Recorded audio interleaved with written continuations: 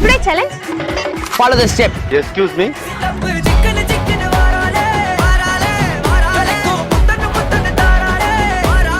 Sorry for the disturbance.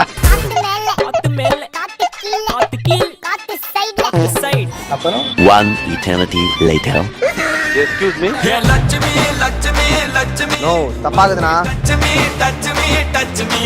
Sorry for the disturbance.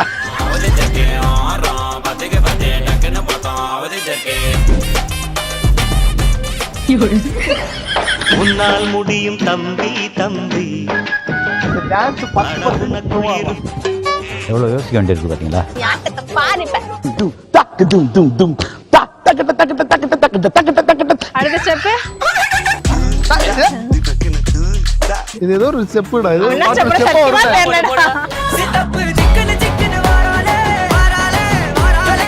இந்த மாதிரி போனவே இல்ல. ப்ரோ